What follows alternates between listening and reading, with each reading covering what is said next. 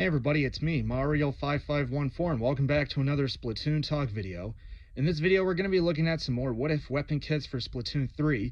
You guys liked the last videos that I've done, so I decided to make part 11 for you guys. Keep in mind, these are only what-ifs of what we could have gotten instead of what we currently have in Splatoon 3. So you could say they're concept ideas. And without further ado, let's get started. First up are the Dapple Dualies. I think Splat Bomb and Trizooka would work much better for the dualies, more than Squid Beacon and Tacticooler, as Splat Bomb gives you that poking power and Trizooka helps attack from a distance, as the Dapple Dualies have a very dismal firing range. And not only that, Splat Bomb and Trizooka would give the Dapple Dualies Novo run for its money, as it has Torpedo and Reef Slider, and it's used more than the regular Dapple Dualies. So I think Dapple Dualies having this kit would definitely rival the Dapple Dualies Novo more.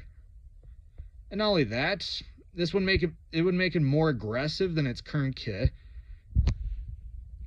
Next up is the Aerospray MG. I think Auto Bomb and Crab Tank would work for this weapon more than its current weapon kit, which is Fizzy Bomb and Reef Slider, as Auto Bomb allows you to sniff out where your opponents are hiding, and Crab Tank allows you to give your teammates an advantage in stalling your opponents, allowing you to push them back or keep them at bay, as your teammates could ink the turf. And if you're in splat zones, Crab Tank easily helps you maintain the control of the zone, allowing you and your teammates to maintain control, as well as push back any of your opponents who dare try to take it back. So yeah, Auto Bomb and Crab Tank would make it more aggressive than Fizzy Bomb and Reef Slider. Next up is the Paintbrush. I think Splat Bomb and Inkjet would work much better than its current weapon kit, which is Curling Bomb and Wave Breaker.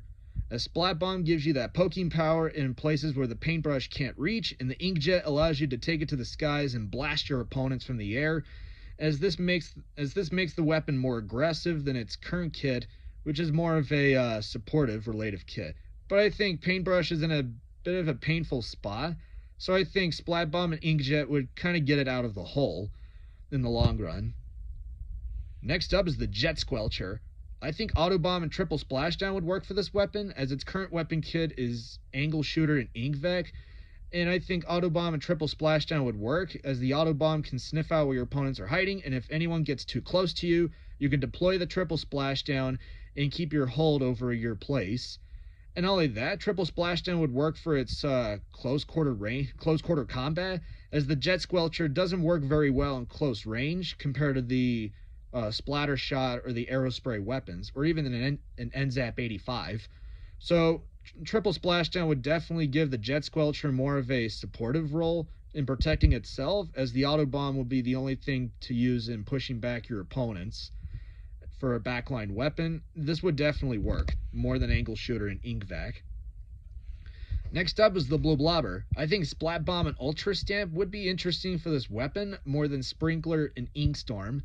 You know, looking back at Splatoon 2, this weapon had Splash Wall and Inkstorm, but they just replaced the sub-weapon with Sprinkler, and I think it's very bad for this weapon, and it's in a very terrible spot compared to the Explosher.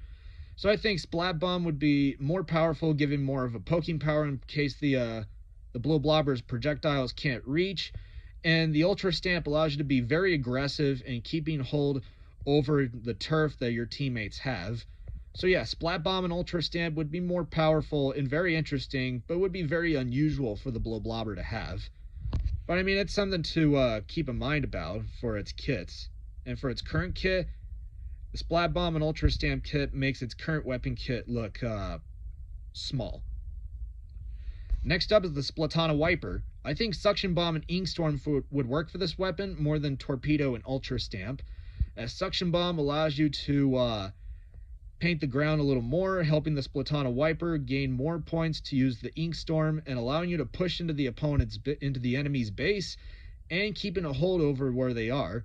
As Suction Bomb is a bit ink hungry, it has a wider blast radius than the Torpedo does. And not only that, Suction Bomb pushes them back, or it just repels them, allowing you to go after them or just keep painting the turf without any problems. So Suction Bomb and Ink Storm would work much better than Torpedo and Ultra Stamp. And the drawback with Ultra Stamp is that you are easily out in the open for an attack from the sides and from the back, including in the front if people shoot at your feet. So Ink Storm would be more of a throwaway special, as you're able to just throw it and continue using your main weapon without any problems or any hassle. Next up is the regular Splooshmatic. I think Auto Bomb and Super Chump would be interesting, as its current weapon kit, Curling Bomb and Ultra Stamp, is in a bit of a rough spot as it is. As Auto Bomb allows you to sniff out where your opponents are hiding, and Super Chump allows you to distract your opponents long enough for you to dig deeper into the enemy's base and be a huge pain in the butt to them. And not only that, Auto Bomb helps out the Splooshmatic's firing range, as it's very dismal compared to the Arrow Spray. So Auto Bomb would definitely help it out more than Curling Bomb, and Super Chump would definitely give it a more supportive role than Ultra Stamp, as Ultra Stamp has problems of its own, but Super Chump is in a better spot than the Ultra Stamp. So yeah, I think Auto Bomb and Super Chump would work much better for the Splooshmatic in the long run, and give it more of a supportive role.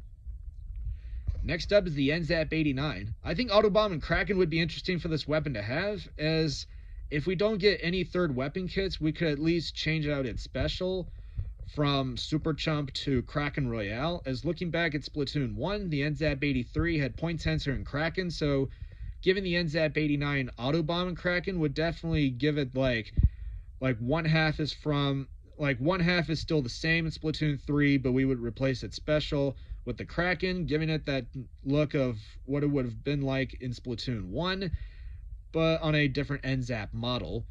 And not only that, Auto Bomb and Kraken would be interesting to see, but I don't think people would want this weapon kit, as Auto Bomb and Super Chump is more supportive for the NZAP, but I just don't see Super Chump working well with the NZAP 89.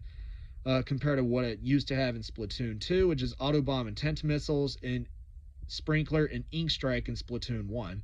But I mean, it would be interesting to see the NZAP 89 have it, but I don't think Nintendo would ever change its kit at all. Next up is the S-Blast 92. I think Splat Bomb and Tent Missiles would be interesting for this weapon, as Splat Bomb gives you more of a poking power in case the S-Blast's long-range shots can't reach, and Tent Missiles give you free recon, showing you where your opponents are so you don't miss a beat, or you won't miss a single bit of the action. So Splat Bomb and Tent Missiles would work much better for the S-Blast 92 than Sprinkler and Reef Slider. And the S-Blast 91 is pretty much peak with Burst Bomb and Booyah Bomb, but the S-Blast 92 needs a better weapon kit to help dominate or rival the S-Blast 91. So Splat Bomb and Tent Missiles would definitely help give the S-Blast more of a fighting chance, as well as an opportunity to be supportive for their teammates. Next up is the Dread Ringer D. I think Ink Mine and Tacticooler would be interesting for this weapon, as its current weapon kit is Squid Beacon and Wavebreaker, as Ink Mine allows you to mark where your opponents are after they set it off, allowing you to see where they are and defend yourself in case they get too close, and Tacticooler would give him more of an aggressive edge, as the Dread Ringer players need something to keep moving, as the Dread Ringer is more on the slower side in the Slosher series, but it does more damage than the regular Slosher does because of the two sloshes it has. So I think Ink Mine and Tacticooler would work much better than Squid Beacon and Wavebreaker, given more of aggressive and supportive role in the game.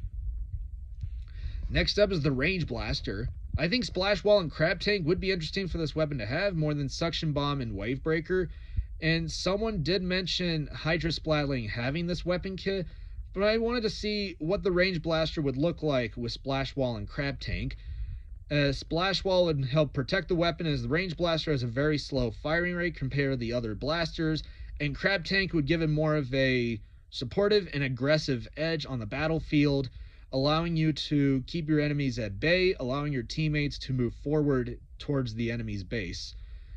And Splash Wall with Crab Tank together would be a very powerful duo, but I don't think Nintendo would give this weapon kit to Range Blaster, which is pretty sad, but I think for other reasons, it would just be for the best, as Splash Wall wouldn't work very well with Range Blaster, but it would be interesting to see Range Blaster have Splash Wall, as it had in Splatoon 1. Next up is the .52 Gal. I think Point Sensor and Crab Tank would be more of a interesting kit for this weapon, as looking back at Splatoon 2, the .52 Gal had Point Sensor and Baller, so I think Point Sensor and Crab Tank would give it more of that revive or flashback to Splatoon 2. And Point Sensor allows you to mark where your opponents are, and Crab Tank helps it attack from a distance, but I don't think Nintendo would give the .52 Gal Crab Tank, given how powerful the .52 Gal is in general. And because of all the buffs it was given, a lot of people just hate the weapon next to Jet Squelcher. But I mean, it would be interesting to see the .52 Gal have Point Sensor instead of Splash Wall like it currently has, as its current weapon kit is Splash Wall and Killer Whale 5.1, which is the reference kit to what it had in Splatoon 1, which was Splash Wall and Killer Whale. But I mean, it's just a what if of what we could have gotten instead of what we currently have. Keep that in mind. Next up is the Slosher Deco. I think Toxic Mist and Trizuka would be very interesting for this weapon, as its current weapon kit is Angle Shooter and Zipcaster. The only thing I have to say about the Slosher Deco for its current weapon kit is the Angle Shooter. It's just not very effective. And not only that, even if you miss your shot, you still are able to mark where your opponents are. But the only time the Angle Shooter does damage if it's a direct hit on them, on your opponent. So if you throw it at them and it hits them directly, that's the only time that you can deal damage. If it misses them and then they touch it, it only marks where they are.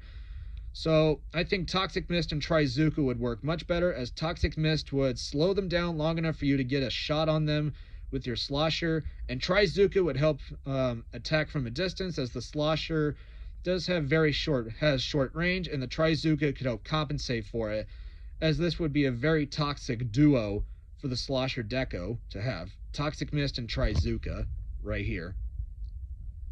Next up is the Mini Splatling. I think Burst Bomb and Tacticooler would be interesting for this weapon, as Tacticooler does increase the Mini Splatling's strafing speed, allowing you to move a lot faster than before after taking a drink for the Tacticooler. And not only that, Burst Bomb really helps with the Mini Splatling with comboing capabilities. And not only that, Tacticooler would be more aggressive and supportive than the Ultra Stamp because of the Ultra Stamp's problems. So I think Burst Bomb and Tacticooler would be much interesting, or very interesting for this weapon to have, but it would be very unusual to see a Splatling have Tacticooler. Do you think it would be added? There could be a possibility, but I don't think Nintendo would add it.